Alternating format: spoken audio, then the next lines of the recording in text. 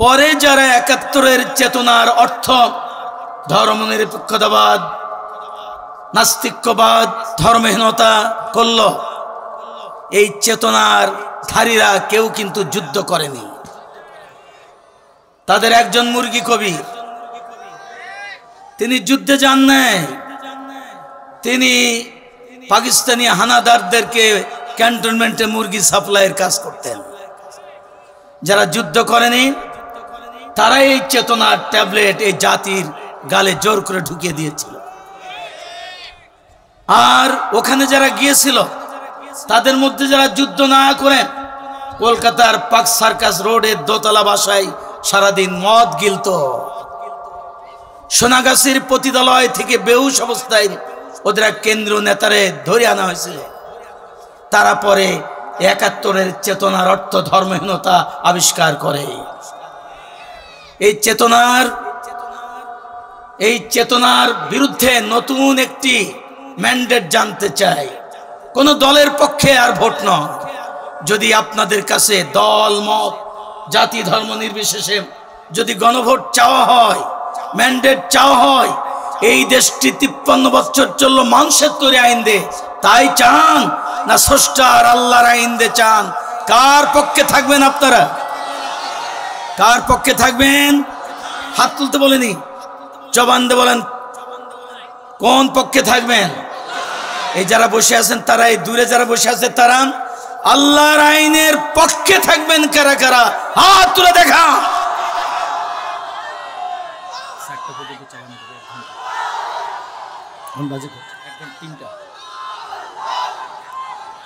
যে আল্লাহর আইন চাইলেই আর ভোট দিলে কায়েম হয় না।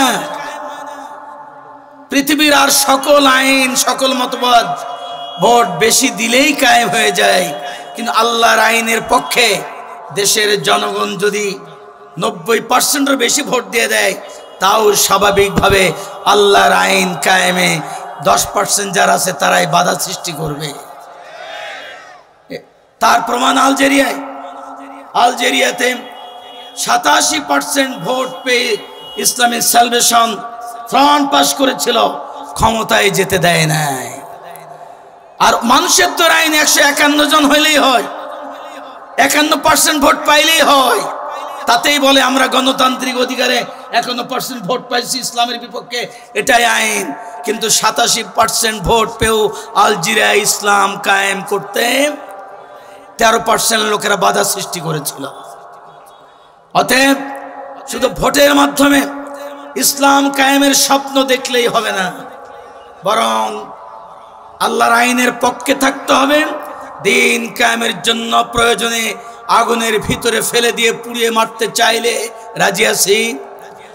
যদি আগুনের গর্তের ভিতরে পুড়িয়ে শহীদ করে দেয়, তবু আল্লাহর কোরআন কায়েমের পক্ষে আছি। কারা কারা থাকবেন হাত তুলে দেখা।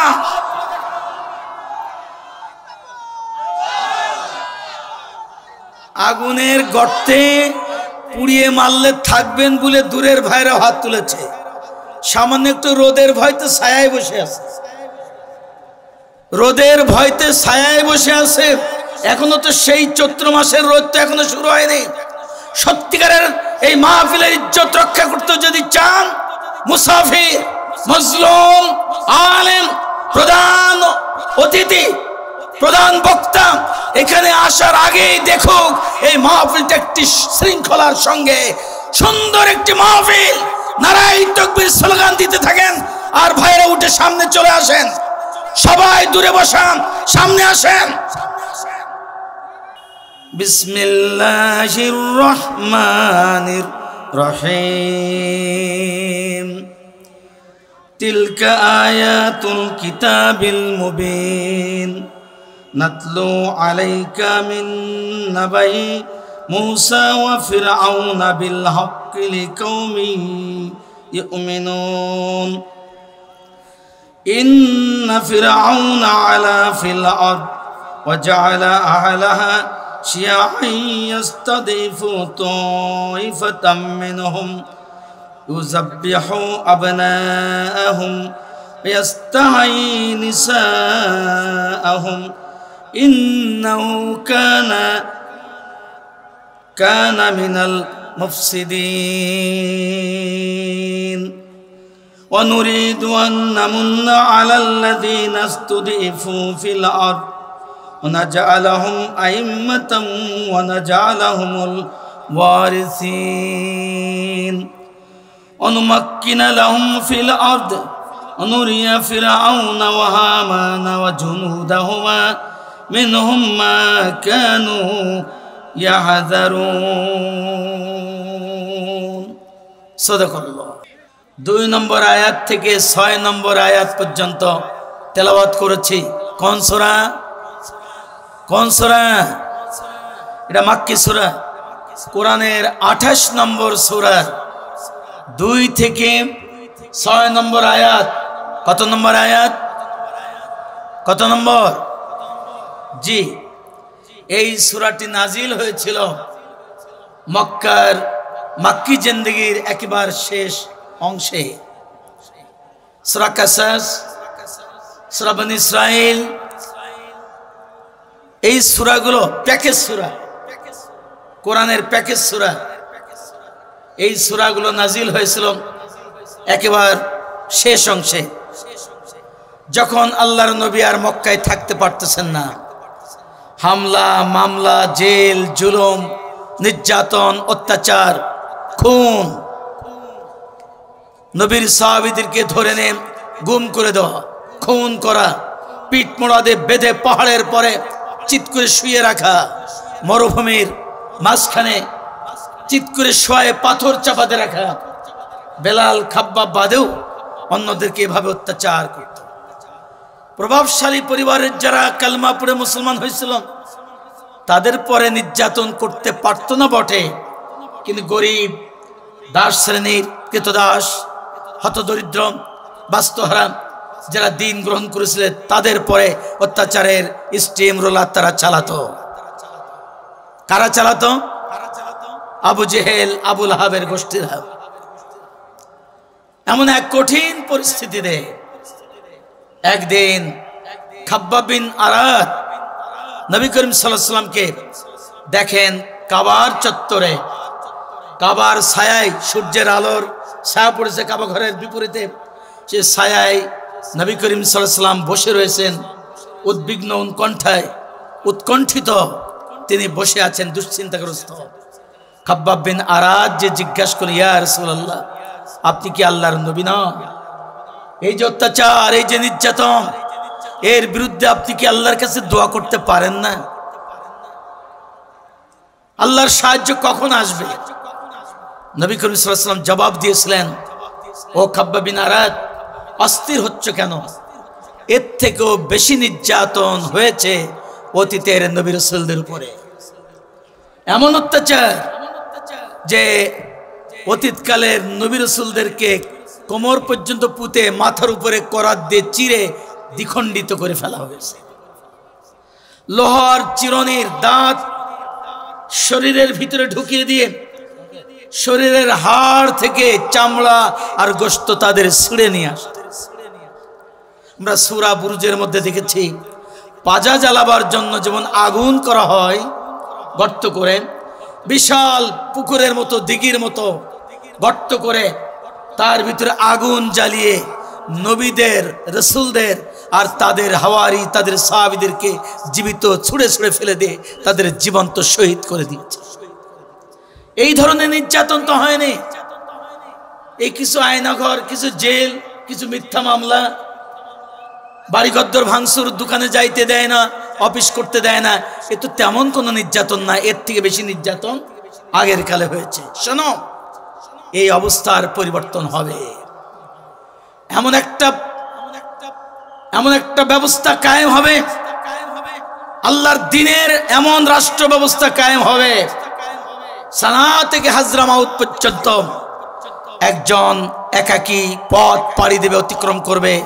আল্লাহর ভয় ছাড়া তার অন্তরে কোনো মানুষের ভয় থাকবে না। সুবহানাল্লাহ বলতে মন চায় না? এমন রাষ্ট্র আসবে, এ ধরনের আশ্বাস বাণী দিয়েছেন।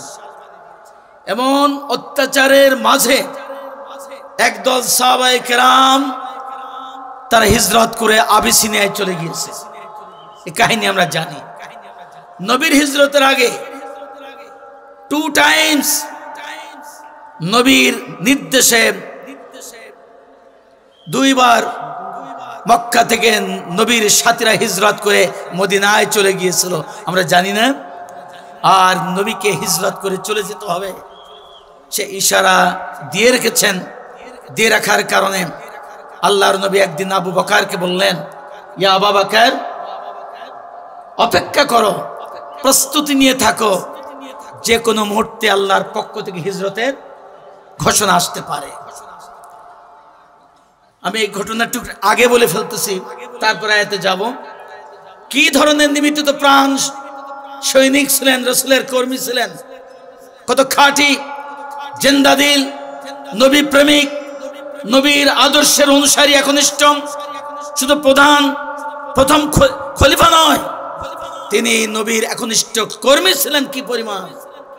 একদিন আল্লাহর নবী যে ডাকলেন অনুচ্চ আওয়াজে, ইয়া আবু বকর, সাথে সাথে রাতে জবাব দিলেন, লাব্বাইক ইয়া রাসূলুল্লাহ।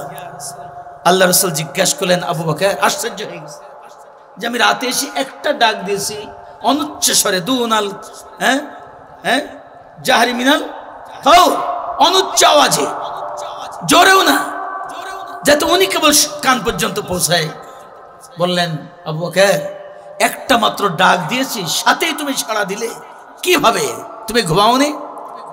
আবু বকর বললেন, ইয়া রাসূলুল্লাহ, কয়েক মাস আগে আপনি বলেছিলেন হিজরতের ডাক আসতে পারে, প্রস্তুতি নিয়ে থাকার জন্য।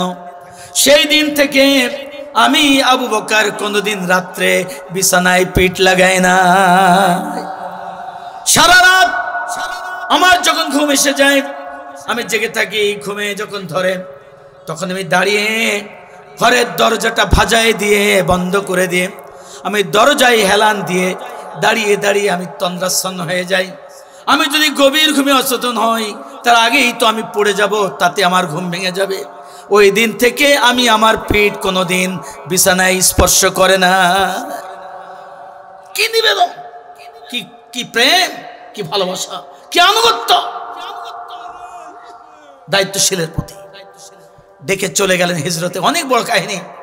তার মানে নিজের মাতৃভূমি, নিজের দেশ, নিজের জন্মস্থান ছেড়ে চলে গেল লুটপাট করার কারণে, অসংখ্য মানুষ খুনের কারণে, ব্রাশ ফায়ার চালিয়েছিল না। এ চলে যাওয়ার কারণ, ওমা নাকামু মিনহুম ইল্লা আইয়ুমিনু বিল্লাহিল আজিজিল হামিদ। তোমাদের একটি মাত্র অপরাধ, এই যে আল্লাহর দ্বীনের যারা কর্মী, যারা দ্বীনি কাফেলার সৈনিক, যে আল্লাহর দ্বীন কায়েম করতে চায় বাংলাদেশে, তাদেরকে বিভিন্ন সময় বিভিন্ন লকব দিয়ে, অপবাদ দিয়ে তাদেরকে কোণ ঠাসা করার চেষ্টা, এইটা বাংলাদেশেও আছে কিনা? এটা রসুলের জামানায়ও ছিল। রসুলকে তারা বলতো পাগল। কি বলতো? পাগল। কয়েকদিন পর বলতো পাগল তো এত ভালো ভালো কথা কয় না, পাগল কি লাভ হয় না, বলো কবি। বলে কবি বলেও তো লাভ হচ্ছে না। কবিদের যত কবিতা আছে এই মক্কায়, সমস্ত কবিতার ছন্দ মাধুর্য সব ছাড়িয়ে গেছে কোরআনের মাধুর্য। চিৎকার দিয়ে বলেন সুবহানাল্লাহ। এটা কবি বলেও তো লাভ হবে না। তারা গণক বললো না, গণকদের অনেক কথা খাটে, অনেক কথা খাটে না, কিন্তু এ তো যা বলে তাই খেটে যায়। কেমন বলে? ওয়ালিদ বিন মুগিরা নবীর বিরুদ্ধে একটা ফর্মুলা আবিষ্কার করেছিল। এক একজন তো এক এক তরিকার কথা বলে, এক এক আদর্শ। ওয়ালিদ বিন মুগিরা বলল, মুহাম্মদ, আব্দুল্লাহর পুত্র মুহাম্মদ নাম শোনার সাথে সাথে বলতে হবে সাল্লাল্লাহু আলাইহি ওয়াসাল্লাম। তাকে ঠেকানোর তো কোনো পথ পাওয়া যাচ্ছে না। আসো আমরা একটা করি, একটা আপোষ ফর্মুলা দিই। কি ফর্মুলা? তারা বলল যে ভ্রাতুষ্পুত্র, তোমার দাড়ি, তোমার টুপি, তোমার পাগড়ি, তোমার পাঞ্জাবি, তোমার লেবাস সুন্নতের, এই সবগুলো আমরা নেব। নামাজ নেব, জিকির নেব, তসবিহ তাহলিল নেব, হজের অনুষ্ঠানের যে সমাবেশ হয় এগুলো সব নেব। তুমি একটা কাজ করো, রাষ্ট্র চালানো, ইউনিয়ন পরিষদ চালানো, মক্কা নগরী চালানো, এই সমস্ত কাজটা আমাদের পরে দাও। তুমি এই জিকির তসবিহ তালিল নামাজ রোজা হজ যাকাত হায়েজ নেফাসের মশলা দোয়া এইগুলো নিয়ে থাকো, রাষ্ট্র চালানোর দায়িত্বটা আমাদের পরে দাও। তাহলে তোমারও কিছু মানলাম, তুমি আমাদের কিছু মানলে, অং শান্তি। কি খুব মজাদার একটা প্রস্তাব। এই প্রস্তাবের নাম কি? এই প্রস্তাবের নাম কি? ধর্ম নিরপেক্ষতাবাদ। ধর্ম পালন করার অসুবিধা নেই, কিন্তু পাটলি কম, আর যার ধর্ম পালন করবা তার হুকুমের রাজনীতি, অর্থনীতি, সমাজনীতি, ব্যবসা নীতি, পরিবার নীতি এগুলো মানার দরকার, এগুলো আমাদের কাছ থেকে নিবা।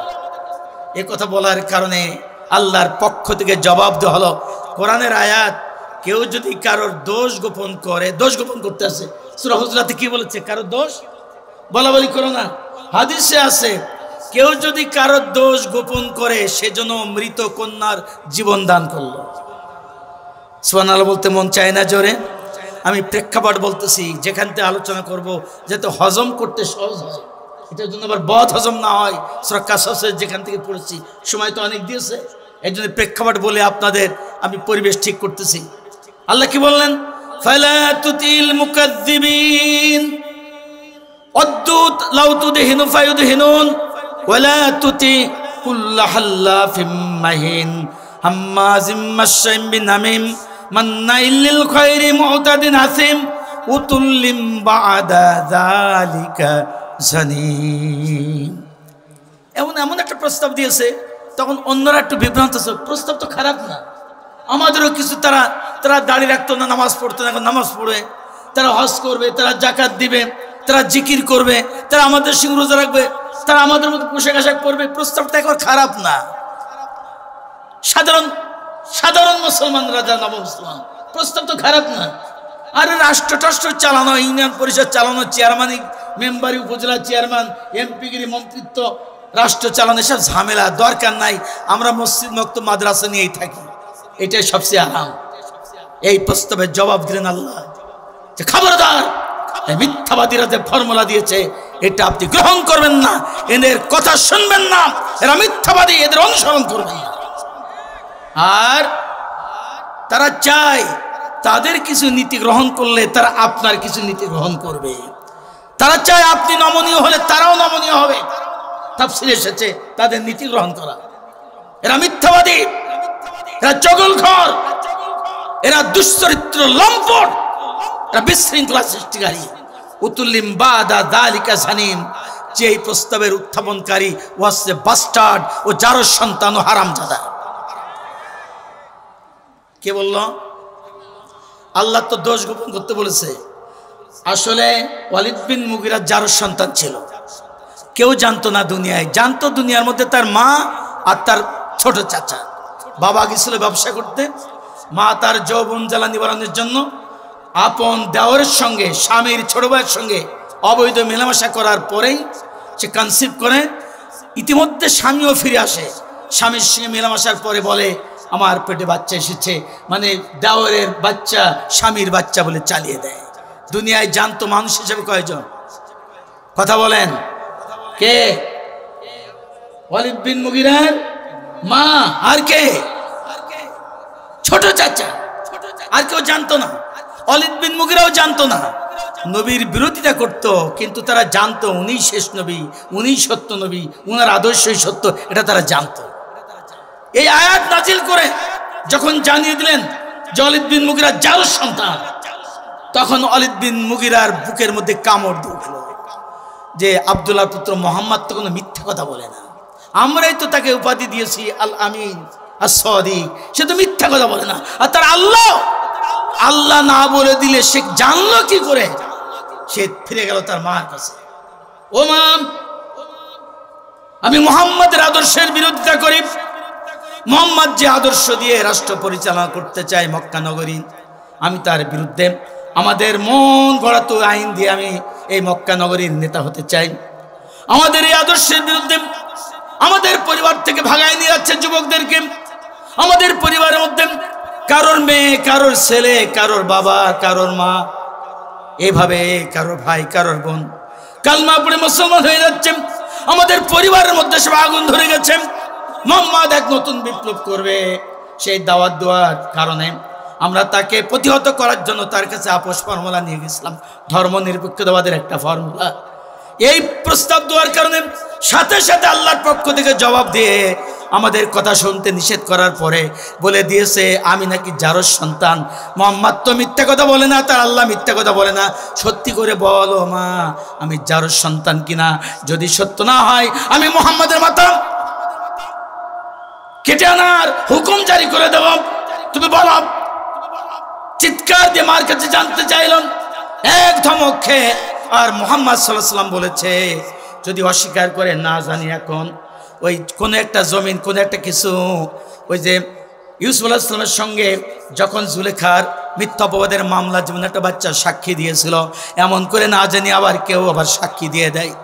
ঘর বাড়ি যেখানে অবৈধ এই অপকর্ম করেছিলাম, যে ঘরের থেকে আবার আওয়াজ আসে কিনা, এই আতঙ্কে মা লজ্জায় মাথা নত করে দিয়ে বললেন ওয়ালিদ বিন মুগিরা রে, মুহাম্মদ যা বলেছে তা সত্য সাল্লাল্লাহু আলাইহি ওয়াসাল্লাম, সে তো আল্লাহর বাণী বলে সত্য কথা বলেছেন।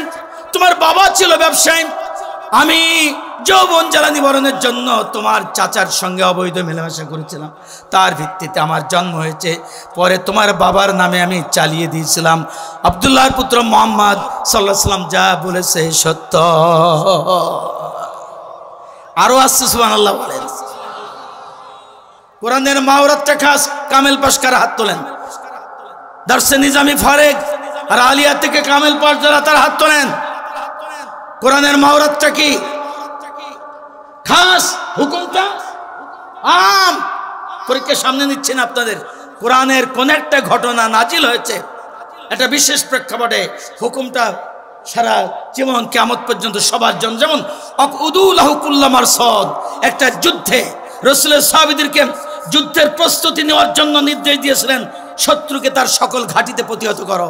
এই আয়াতটি আজকেও আমাদের মধ্যে জারি রয়েছে। তার মানে শত্রুর সকল কিছুর মোকাবেলা করার জন্য সব দিক থেকে আমাদের প্রস্তুতি গ্রহণ করতে হবে। এই হুকুমটা আম, সবার জন্য জেনারেল, সাধারণ ঘোষণা। ঘটনাটা বিশেষ এক প্রেক্ষাপটে।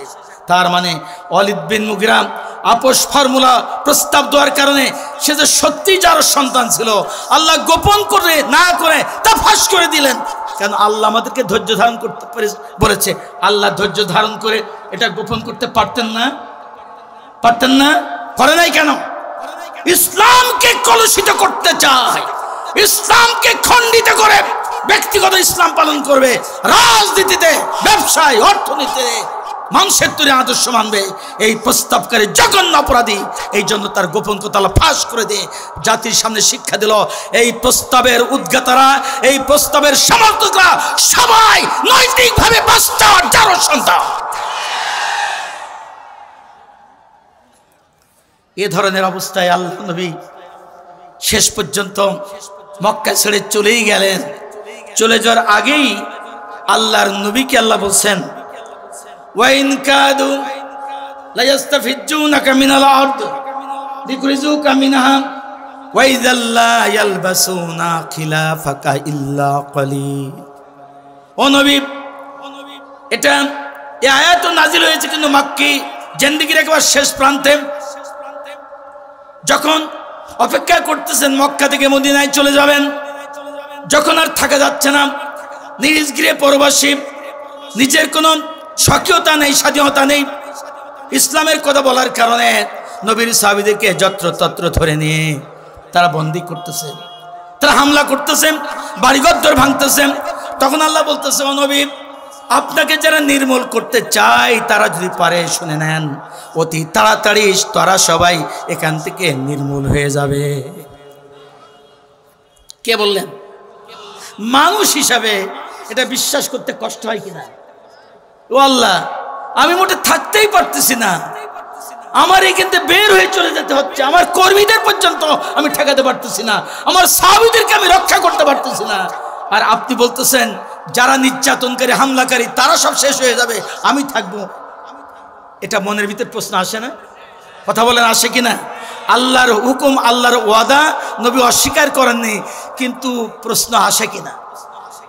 এই প্রশ্ন আসার সময় আল্লাহ বলছে সুন্নাতা মান ক্বাদ আরসালনা ক্বাবলাকা মির রুসুলিনা ওয়ালা তাজিদু লিসুন্নাতিনা তাআবিলা।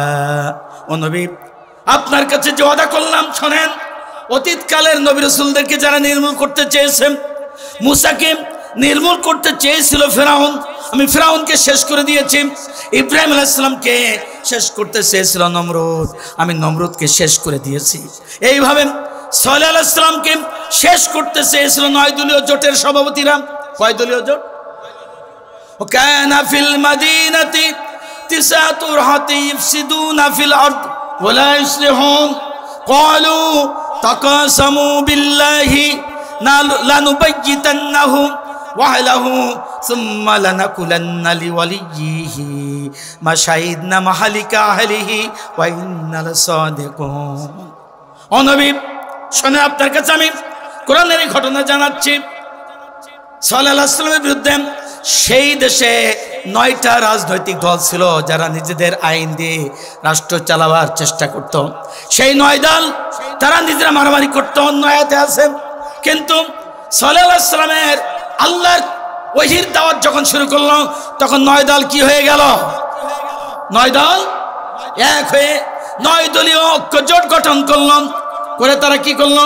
ক্বালু তাকাসামু বিল্লাহি লানুবাইয়িতান্নাহু ওয়া আহলিহি সুম্মা লানাকুলান্না লিওয়ালিয়িহি মা শাহিদনা মাহালিকা আহলিহি ওয়া ইন্না লাসাদিকুন। তারা কসম খেয়ে বলল, আমরা রাতে সাল্লাল্লাহু আলাইহি ওয়াসাল্লামের বাড়ি হামলা করব। কার বাড়ি? আমরা কিছুই জানি না। আমরা ওখানে হাজির ছিলাম না, কারা মেরেছে আমরা জানি না। এই 9 দলীয় জোটের সেই পূর্বের অকাম আল্লাহর কোরআনে বলেছে, সেই অকাম বাংলাদেশে হতে দেখিনি। শাপলা চত্বরে ঘুমন্ত আলেমদেরকে হত্যা করে পার্লামেন্টে বক্তৃতা করে নাই। হুজুরদেরকে রাত্রে কেউ মারেনি, গায়ে আলতা রং চড়ায় নিজেরা রাস্তায় গড়াগড়ি করে শাপলা চত্বরের রাস্তা লাল করে ফেলেছিল, বলে নাই?